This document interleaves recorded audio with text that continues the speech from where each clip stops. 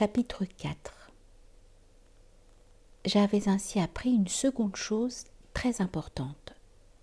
C'est que sa planète d'origine était à peine plus grande qu'une maison. Ça ne pouvait pas m'étonner beaucoup. Je savais bien qu'en dehors des grosses planètes comme la Terre, Jupiter, Mars, Vénus, auxquelles on a donné des noms, il y en a des centaines d'autres qui sont quelquefois si petites qu'on a beaucoup de mal à les apercevoir au télescope. Quand un astronome découvre l'une d'elles, il lui donne pour nom un numéro. Il l'appelle par exemple l'astéroïde 3251. J'ai de sérieuses raisons de croire que la planète d'où venait le petit prince est l'astéroïde B612. Cet astéroïde n'a été aperçu qu'une fois au télescope, en 1909, par un astronome turc.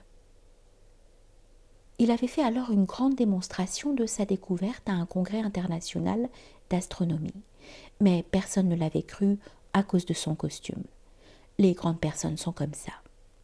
Heureusement pour la réputation de l'astéroïde B612, un dictateur turc imposa à son peuple, sous peine de mort, de s'habiller à l'européenne. L'astronome refit sa démonstration en 1920 dans un habit très élégant, et cette fois-ci, tout le monde fut de son avis. Si je vous ai raconté ces détails sur l'astéroïde B612, et si je vous ai confié son numéro, c'est à cause des grandes personnes. Les grandes personnes aiment les chiffres. Quand vous leur parlez d'un nouvel ami, elles ne vous questionnent jamais sur l'essentiel. Elles ne vous disent jamais quel est le son de sa voix, quels sont les jeux qu'il préfère, est-ce qu'il collectionne les papillons. Elles vous demandent quel âge a-t-il, combien a-t-il de frères, combien pèse-t-il, combien gagne son père. Alors seulement elles croient le connaître. Si vous dites aux grandes personnes « J'ai vu une belle maison en briques roses avec des géraniums aux fenêtres et des colombes sur le toit », elles ne parviennent pas à s'imaginer cette maison. Il faut leur dire « J'ai vu une maison de 100 000 francs ». Alors elles s'écrient « Comme c'est joli !» Ainsi, si vous leur dites « La preuve que le petit prince a existé, c'est qu'il était ravissant, qu'il riait et qu'il voulait un mouton », quand on veut un mouton, c'est la preuve qu'on existe. Elles hausseront les épaules et vous traiteront d'enfant. Mais si vous leur dites « La planète d'où il venait est l'astéroïde B612 », alors elles seront convaincues et elles vous laisseront tranquille avec leurs questions. Elles sont comme ça. Il ne faut pas leur en vouloir. Les enfants doivent être très indulgents vers les grandes personnes. Mais bien sûr, nous qui comprenons la vie, nous nous moquons bien des numéros. J'aurais aimé commencer cette histoire à la façon des contes de fées.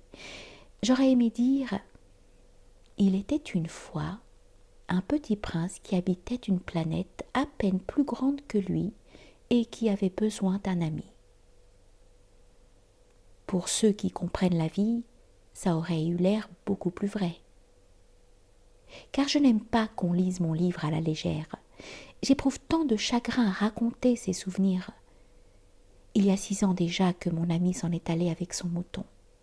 Si j'essaie ici de le décrire, c'est afin de ne pas l'oublier. C'est triste d'oublier un ami. Tout le monde n'a pas eu un ami.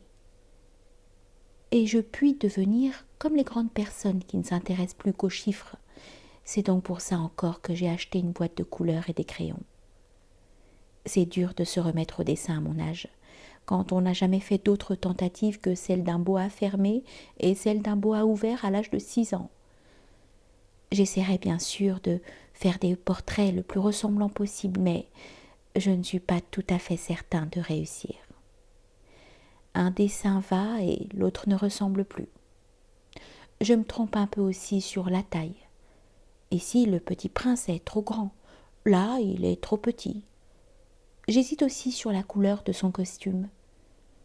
Alors je tâtonne comme ci et comme ça, tant bien que mal. Je me tromperai enfin sur certains détails plus importants, Mais ça, il faudrait me le pardonner. Mon ami ne donnait jamais d'explication. Il me croyait peut-être semblable à lui, mais moi, malheureusement, je ne sais pas voir les moutons à travers les caisses. Je suis peut-être un peu comme les grandes personnes. J'ai dû vieillir.